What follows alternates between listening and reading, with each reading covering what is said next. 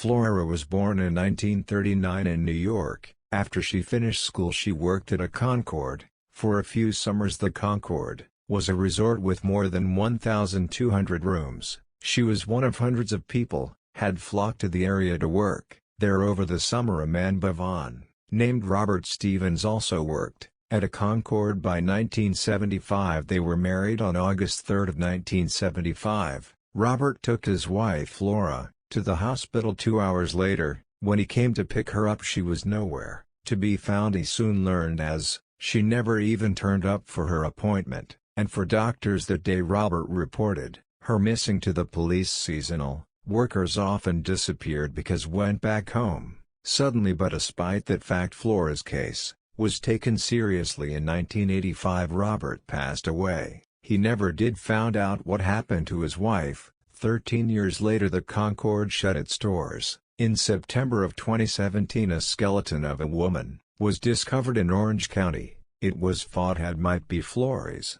The case was assigned to Detective Rich Morgan. He found out that Flora had no living relatives. This meant but I couldn't determine whether Flora's DNA matched the DNA they found. Protective that I ever noticed there was someone using Flora Stevens' social security card number, a woman by the name of Flora Harris, who lived in an assisted living facility in Massachusetts. He also noticed that is a woman at the same birth date as Flora Stevens. On October 24, he made his way to the assisted living facility. He showed her a photo of Flora Stevens before she disappeared. The woman simply said, "Me been shown a photo of Robert," she said his name, even lost his shoulder photo of the Concord back in his glory days, and started small brightly. Flora Stevens was finally found. Of the 42 years, sadly the 69-year-old has dementia and can't remember how or why she disappeared in the first place.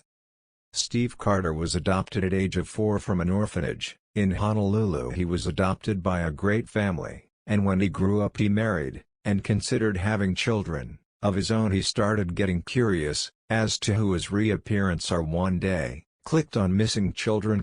Steve found an age progression image of a missing person, Bavon named of Mark's Panama Murray Hardy Barnes. He instantly recognized the photo as himself. Stephen volunteered for DNA tests, and learned that he was in fact a missing child. His biological father, Mark Barnes, reported him missing when in 3 decades earlier, his mother Charlotte Moriarty took him for a walk, and never returned when he was 4 years old. Charlotte gave him up for adoption, and so he became Steve Carter. I think is pretty incredible how he found himself. When Robert McDonald was 73 years old, he disappeared in Maine. He suffered from dementia. The search for him started almost immediately. Sniffer dogs were sent to search the surrounding woods. They even went as far as using an infrared helicopter. The next morning a news crew was sitting up to start reporting on the disappearance of Robert. Then suddenly, an old man walked into the view. Under a border the man introduced himself to him as Robert McDonald. Luckily Robert wasn't good help when he was found, and only had a few scrapes. It is for that he simply wandered off from his home and walked into the woods. Robert doesn't remember where he went, who I wandered off to begin with. His family promised to keep a closer eye on him, and even said we are looking into GPS devices to help track Robert's whereabouts. On April 26 of 1964 Dora Franczak and her husband, Chester Franczak, had their first child by the name of Paul. A woman dressed up as a nurse took their baby from a Chicago hospital. The woman was never seen again.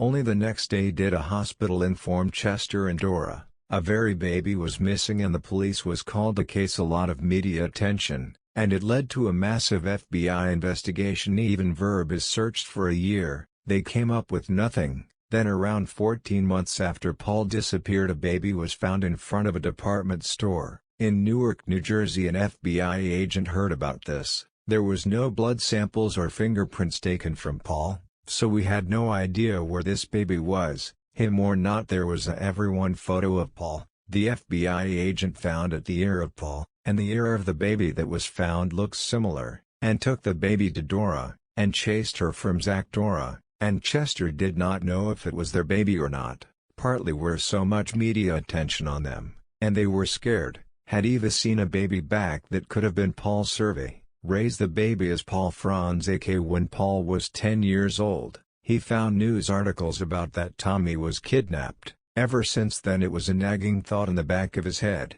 He noticed that he looked different, vanished family members, and had totally different interests. Eventually, when he became a father, he decided to act on suspicion, and find out the truth after sending in his DNA sample. He found out that there was no chance that he was actually bald. Franzak even had two questions: who is he really, and where is the real Paul from Zach? He contacted genetic genealogist Cece Moore to help him. On service questions they learned that his real name was Jack Rosenthal. He also learned that he had a twin sister but also a missing Bavon name of children, and Fall yes for dead named twins Jack and Jill. That all said one question but raised another. What happened to Joe? Paul's new family provided a few clues. His real parents abandoned Jack and Jill disappeared. Sometime later his parents was going through a separation during a time and both of them passed away in from 1990s due to cancer. In December of 2019 the real Paul from Zach was found. His children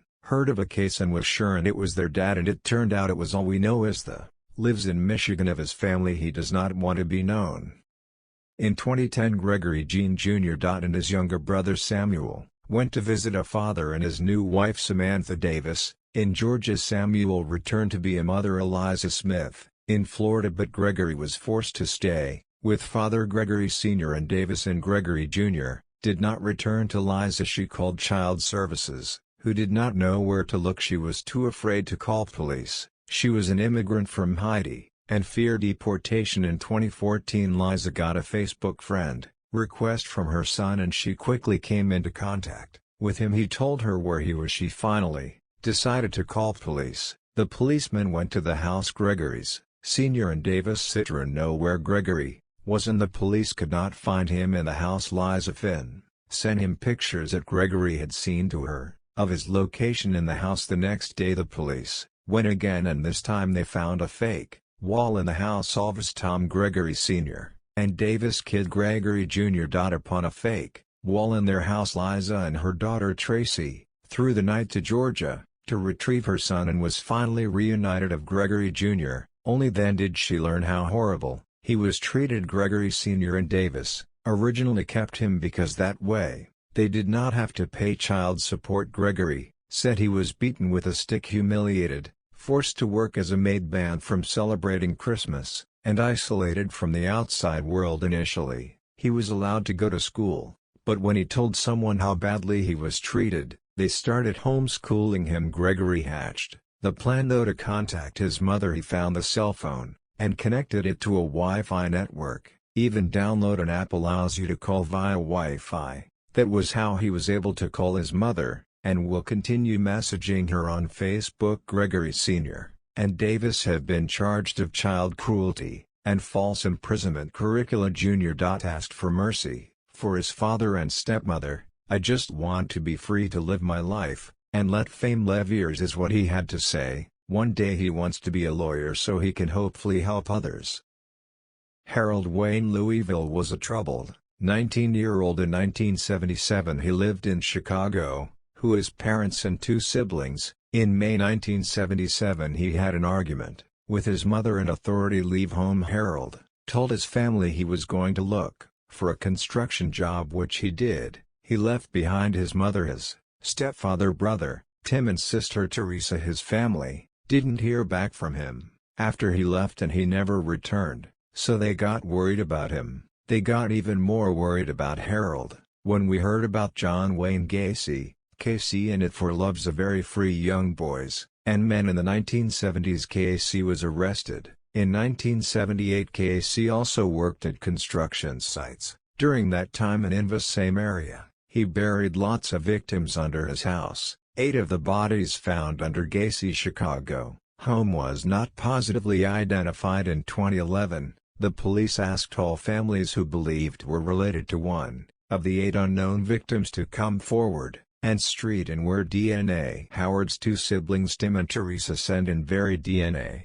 Since they strongly believed Howard was one of the 8 victims, the DNA did not help solve this case before the test could. be complete. There was a shocking revelation, made them in. Teresa's nephew found a mugshot on mugshots.com of a person with the name Howard Wayne Louisville. The photo was of a man from Florida, who was arrested in 2006 for possessing marijuana. The family quickly tracked Howard down in Florida. Howard immediately came to visit his family. He told him, "I did that go to work on construction sites, and believe it or not, but he did work with John Wayne Gacy. For a while Howard used to work in Case, his garden every now and then. Case, he always tried to get him to come inside the house, but Howard always said no because something felt wrong." Howard was sad to learn that his family 40 was not alive anymore. He never contacted them because he was under the impression they didn't care about him, and wouldn't miss him at all. Howard had a few run-ins with the police, one of them resulting in the mug shot had led to him being found while he was gone. He married and moved to Wisconsin. When he got divorced he decided he moved to Florida. Howard's brother had first to say, "I always had an inkling of hope he was alive. I would say, God, let me see my brother one more time." Judith Bello was a 28-year-old wife and mother of two living in Stanwood, Washington. She worked at the National Food Corporation in Savannah. One day in 1993 she was supposed to pick up her son from daycare, but never did. The police found her car abandoned at the Stanwood post office. There was nothing in the car I would indicate where she went, but they feared that she was made to foul play. Judith was close to her siblings, and they didn't believe that she would just leave everyone behind. The police had no leads and the case went cold. It would be until 2011. In 2011, Snohomish County Sheriff's Department received a call from a woman claiming to be Judith Bella. She told him that she just saw herself on a deck of cards about missing persons cases. She wanted to make sure that I did not need to look for her, and her case was now solved. The police had to make sure it was the real truth. Below they learned that she was now living in California. After some investigating they were able to confirm that she was indeed the missing woman. She'd have even called some of her family members to tell them she was alive and did not need to worry about her. She gave him a reason she disappeared. Judith wanted to get away from her abusive husband. She now had a new husband and had 3 children of her own. Her family was just glad she's safe and was happy to hear news that she also had 3 sons. Judith claims she was scared to contact her family because of her first husband and what he might do to her siblings. She'd have spent Thanksgiving and Christmas with her family and is now making up for lost on. Denise Sharon Kolb was a 27-year-old woman living in Pennsylvania with her boyfriend, Theodore Dole Donahue, who worked as a pizza delivery guy. On October 18, 1991, according to Donahue, the pair of them used crack cocaine and were robbed at gunpoint. Donahue says, at the knee swing to get help, and that was the last time he saw her. The next day Denise attended a funeral with her family that would be the last day they ever saw her alive. 3 weeks after the funeral, a passerby found Denise's body in Birmingham Township, Delaware County. Her cause of death was most likely asphyxiation. It was difficult to say due to decomposition. A long yellow sock was found on her lower back. The police also found a long and a sock in Donahue apartment, but they lost the yellow sock, found at a crime scene, and couldn't verify if the 2 socks was a pair. Donahue was a major suspect in the case, but no more evidence came forward, and the case went cold. That was until 2015. Baron Wolf, the head of the photography program at the Temple University's Tyler School of Art and Architecture, used techniques to bring out details in the original crime scene photos that was used to match the yellow sock, has found underneath to the yellow sock found in Donahue's department. More and more information came to light, but incriminating Donahue. He actually saw Denise after the funeral when he argued with her. The police found out Donahue stayed at a motel a couple of times a year. I was lays in a mall away from where Denise was found. Donahue also admitted to the police that his nickname was Dead Bundy. Lisa Campbell, who worked with Donahue at a restaurant in Vernon, Nannies, testified that he told her that he once had a roommate who died on the couch, and he was questioned by police about the deaths. She found it odd because he acted like he got away with something. Amber Booth, who had been a roommate of Donnie used in 2012 when they worked at Golden Crust.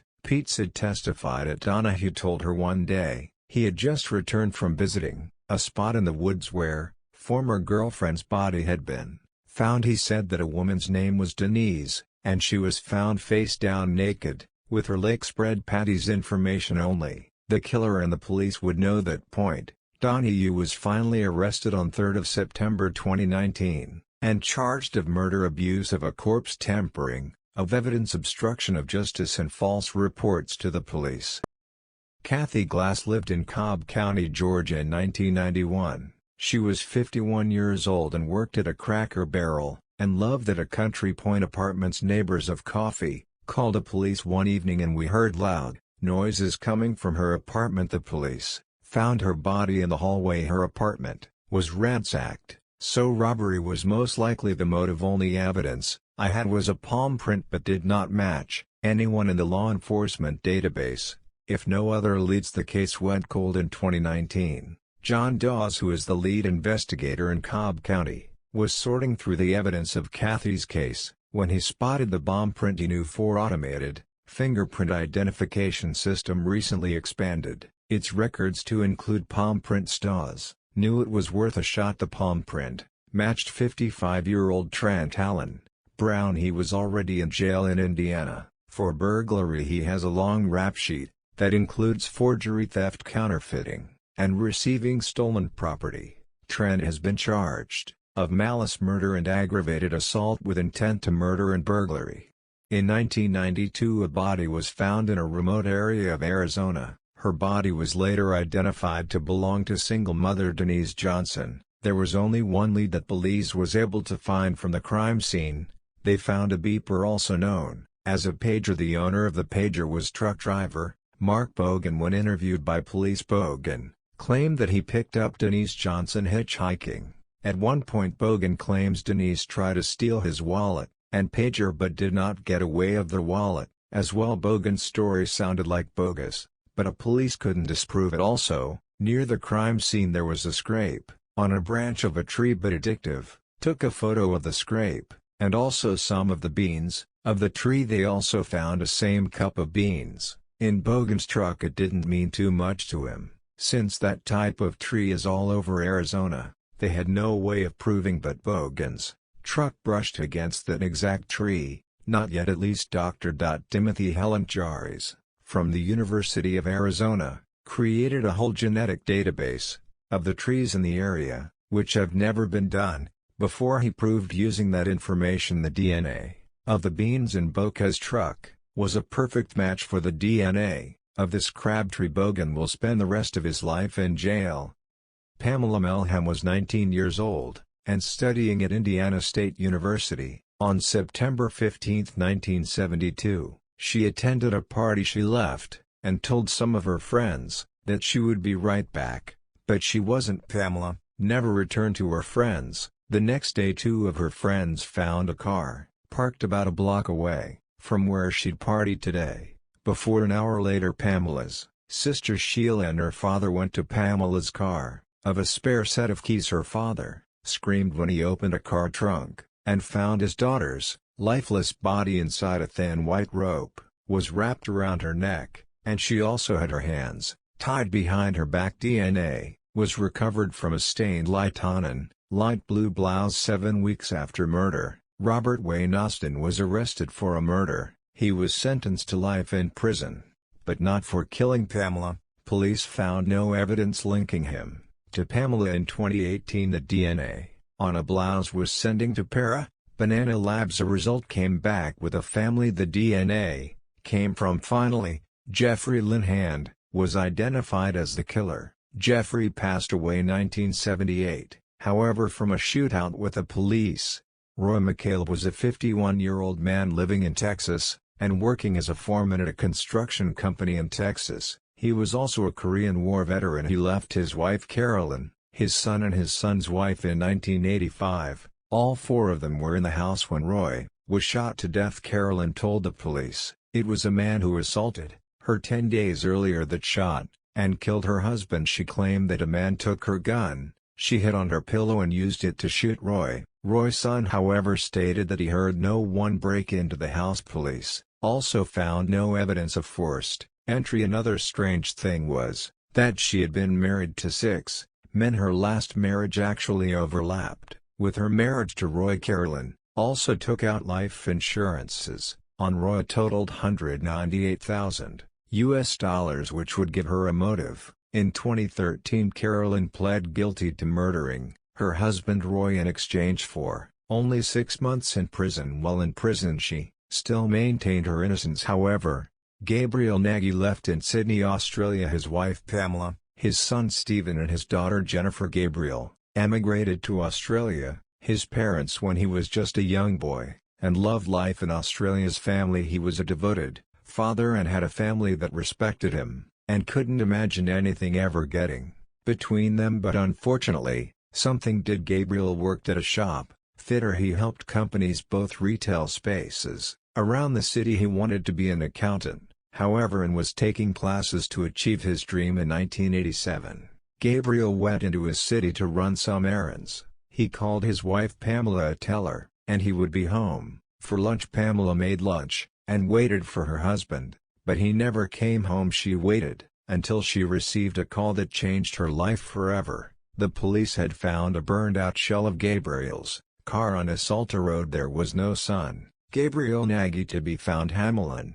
had 2 children. Started putting out missing persons flyers all over Sydney. Surely, someone had to know what happened to Gabriel after the car accident. Unfortunately, no one knew. 2 weeks after Gabriel disappeared, the police determined had if true money from a bank in a city of Newcastle. Newcastle is about 100 miles away from Sydney. His family was hopeful about this new lead and believed which would help him find Gabriel. The lead turned into a dead end. Ever an occasion called for 2 more decades. It was a senior constable, Ivan named, of Georgia Robinson. She promised herself that she would solve this case in her lawsuit aimed at finding Gabriel. She did just that. She looked through some files when she came across something. The Medicare system in Australia documents that a person named Gabriel Nagy recently underwent a surgery. Her records also shared a man went by another name, Ron Saunders. Possible Robinson, quote, as man. The man told her it lost 2 decades of his life, was fuzzy savvy, least he spent most of the time O'Mellis just wandering from city to city. That was until a pastor button named Barry Hale came across Gabriel. The pastor gave Gabriel a job at a church as a caretaker. Gabriel Gordon ran Saunders from a sign for Queensland Saunders Beach. While he wandered around, his memory slowly came back, so when he got eye surgery he gave the name of Gabriel Nagy as well. Robinson flew to a cabrio, was currently living and sharing pictures of his family. More and more of his memories started to come back. The car accident Gabriel was in left him of a serious head injury. He then fell into a fugue state which led him to forget everything about his life. Gabriel described the situation as unreal. He still didn't fully remember his family. He vowed to keep in touch, but he couldn't bring himself to move back into his family. Denise Bolser was a 24-year-old woman living in Manchester, New Hampshire. She worked as a bookkeeper for a small company. On January 17, 1985, she disappeared, and the only lead was a note who was left behind. A few days of her disappearance, police found her pickup truck at Logan Airport in Boston. Her social security card, birth certificate, local charge cards were neatly organized in a car stolen. A year after she disappeared, she was indicted in absentia for embezzling $12,000 from the company she worked for. I was all the police had to go on, and the case went cold. That was until 17 years later, in 2002 and 2002, FBI believed they found her. She was now going by the name of Denise Jones. She was still a bookkeeper, and I started a new family. But now 42-year-old Denise was elated to see her family. When we knocked on her door, she explained that her boss written her life because of the embezzlement. She claims I was close to $100,000. She embezzled. The county prosecutors dropped the charges against her because her former boss was long deceased. Denise lived in South Carolina, the Bahamas, California, and Hawaii while she was missing, and lived in Florida since 1996. Her current husband, was stunned but said a lot of things that didn't make sense before did now. His wife would always be depressed on Mother's Day and out of sorts on holidays. She never talked about family.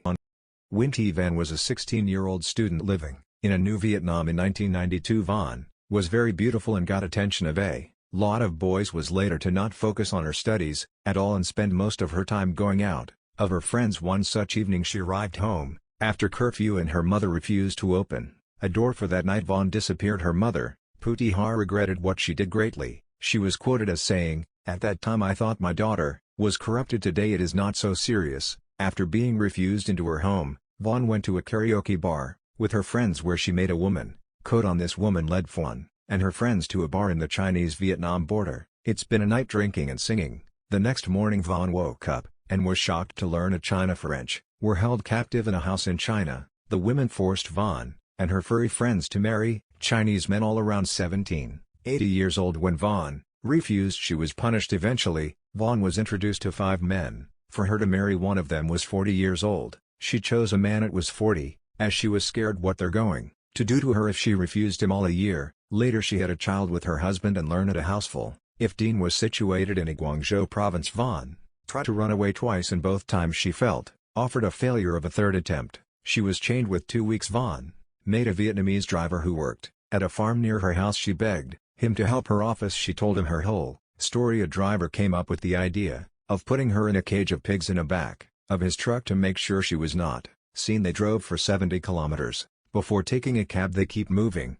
to the Vietnam-China border for another 100 kilometers. After saying goodbye to the cab driver, the truck driver, and Vaughn traveled with 3 more months, only away to the border once. "We got fare and made a taxi driver who took him over the border for free since I had no money." Once entering Vietnam, Vaughn was scared that a family has passed away. This was now 21 years. Author She disappeared. A truck driver thought for never. If your parents died and your family does not accept you, you can come back to live with me. If that reassurance. Van went to look for her family. She asked many people for help since annoyed so much since she had left. The 6th person she asked was her uncle. They did not recognize each other until Vaughn told him that she was Mrs. Howe's daughter. Her uncle dropped the bun all vegetables he was carrying and ran to sister's house. At first she did not believe him until she saw a long-lost daughter with her own eyes. Petra Patsaka was a 24-year-old computer science student at a Braunschweig University in Germany. On July 26 of 1984 she visited her dentist and in winter shopped by printer cartridge, as she planned to give to a younger brother Karsten for his birthday. Petra also tells her neighbor Misha to water her plants while she's away. She planned on visiting her parents in Wolfsburg for the holidays. They trained for his appearance. How she's looking forward to be fair for the holidays, finishing her schoolwork and when looking after a younger brother. Her family was excited for Petra to come home, but unfortunately, she never did. At first I thought that she stayed longer at a university, but there were no signs of her there. 2 days later, when she missed Karsten's birthday party, her parents funny reported her missing. There was nothing much to go on for the police and the case went cold. In 1985 a 19-year-old carpenter's apprentice simply known as Cantor K confessed, in England, lives of both Petra and a 14-year-old. The police did not believe his story or ever and found that he had nothing to do with Petra's disappearance. In September of 2015, 31 years of the Petra disappeared. It was finally a breakthrough. In the case, the police was called to an apartment in Dusseldorf belonging to a 35-year-old woman by the name of Petra Schneider. The police wanted to see her ID, and only then she told him a truth that she is the girl that went missing 31 years ago. She said as she carefully planned her disappearance. Even after being found, she was no contact with her family. Since her disappearance she had been living in various places across Germany under the name of Petra Schneider. She had no passport ID, the card, bank account, doctor, dentist or insurance. If it wasn't for the burglary at her apartment, the case may never have been solved. She saved up $4,000 to which marks equivalent to £1,500 to fund her disappearance, and moved into an apartment in Gelsenkirchen. Petra avoided everyone, and kept to herself. Mostly her family is devastated. The police is trying to arrange a reunion between Petra and her family, but she is adamant but never wanted to see him again. Winston Bright lived in New York, had a wife Leslie, and 3 children. He worked for Verizon for 20 years. On October 12, 1990, Winston called his wife from work around lunchtime. All seemed to be fine with Winston, but he never arrived home. Leslie searched for her husband, for years until she eventually gave up hope that he was still alive. Then 2 decades later a man arrived at Leslie's door, by the name of Kwame Saku, who claimed he was Winston Bright. Leslie did not believe him. However, Kwame then went to court to have himself recognized as Winston Bright. The case was thrown out since he had no way to prove. It was only in 2018 when Kwame could prove that he was indeed Winston, when he gave DNA samples that matched his mother's and children's DNA. Kwame claims that he was stricken with amnesia and the first thing he remembers is wandering the streets of San Diego with no idea who he was. He says he adopted his current name of Kwame Saku when he read it in a newspaper. He would only remember fragments of his previous life. In 2008 he started working as a teacher and worked until his retirement. He found out about his missing persons case online and realized that he was the man in question. He was on a trip to New York when he recognized a former acquaintance from a Jehovah's Witness group. He belonged to that acquaintance, then notified his former wife. Leslie Bryce said that she now believes Kwame is in fact Winston Bright, but said she didn't believe his amnesia, claimed she feels that Winston just abandoned them and started a new life. Edgar Lachilip had a tough life. He was 21 years old, but he had a mind of a 12-year-old. This caused him to be extremely depressed, and he attempted to take his own life. In September of 1986 he found himself in the hospital, recovering from the attempt on his own life. When he was released from hospital, he did not go to the group Army left in Kitchener, Ontario. He left his medication and everything he owned behind. Edgar simply did not possess the skills needed to survive on his own, especially not about his medicine. When his mother found out it disappeared, she immediately contacted the police. The police discovered that Edgar had traveled to Niagara Falls using a bus. This immediately wired him that he was about to end his life again. No one at Niagara Falls saw Edgar Haver, and he wasn't found. Posters were put up, but have no leads. The case went cold in 1993. The police were contacted by a man who claimed he had seen Edgar. Unfortunately, the man in question was never found. In January of 2016 a man came forward claiming he was Edgar Attila, a man left in Street Catharines, Ontario, and was in his 50s. He also had the same developmental delays as Edgar had. His DNA was quickly tested and it turned out that he was in fact Edgar. He had an accident and got amnesia. After that he moved to a new town and started the new life. Eventually he started having flashbacks of a previous life, but he could not remember her name. Edgar Attila sounds familiar to him. Together with his social worker who looked for the internet and found his missing persons poster, the police believes that Edgar traveled to Niagara Falls. It is head and the injury gave him amnesia. The police do not want to disclose, but life has been leading in the last 30 years, or what is the assumed name was, I can confirm, a teen his mother has reconciled and is making up for a lost time.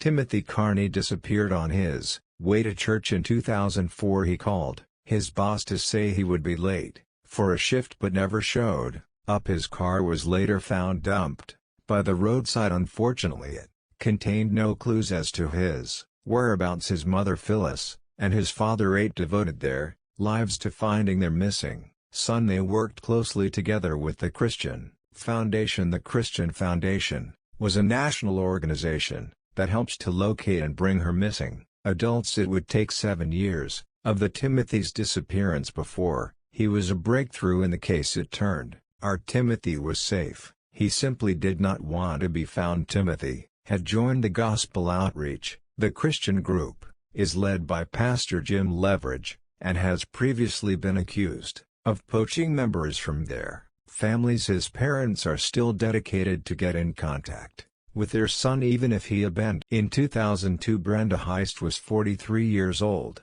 She left her husband Lee and the 2 children in Lancaster County, southeastern Pennsylvania, an 8-year-old daughter named Morgan, a 12-year-old son named Lee Jr. During that time she and her husband was getting a divorce. Brenda tried to get her own apartment but didn't qualify for government assistance. On February 8, Brenda took her 2 children to school. She was feeling depressed, overwhelmed and distraught. After she dropped him off at school, she drove to a nearby town. She walked to a park and sat on a bench, and cried to strangers approached her and asked if she was all right. That was the last known sighting of Brenda for days. Later police found her car near a bench, which is sat in a bus station lot. The police felt that she was abducted or that her husband Lee had done something to her, but never even thought that she might have ran away. Since Lee was a suspect in the case, the community shunned him. Other parents that Anna loved her kids to play with. Lee's kids. He also lost his job and eventually also his house. Other than Lee, there were never really any other suspect. The case soon grew cold and would remain that way for the next 11 years. On April 26 of 2013, a 54-year-old woman, Kelsey Leanne Smith, surrendered herself to the Monroe County Sheriff's Office. She told the officers that she was tired of running away, and she was in fact Brenda Heist. Wiley and the two children were wondering, what happened to Brenda? She was safe and sound in Florida. It turned out that while Brenda was sitting on a bench and crying, that a group of homeless people came across her, and asked her if she would like to travel with them, to which she said yes. I went to Key Largo with a left and a Bridges and ate from garbage cans. After that she moved in of a man into a trailer with a left foot in next 7 years, and that didn't work out. She went back to living on the streets in December 2012. She got a job as a live-in housekeeper in Tampa Bay. A few months later police pulled Brenda over for driving of an expired license plate, and found drugs in her car. She served 2 months in jail. After she was released, she went back to jail for a few weeks, or not in the 5th charge of the VAT. She left Net-Tained community run by a Florida social service agency. The so later finally telling her officers who she really was. Her 2 children were already in college when we found out, and they weren't absolutely nothing to do with her. Morgan was quoted as saying, "I hope to eventually forgive her one day, for myself, not for her."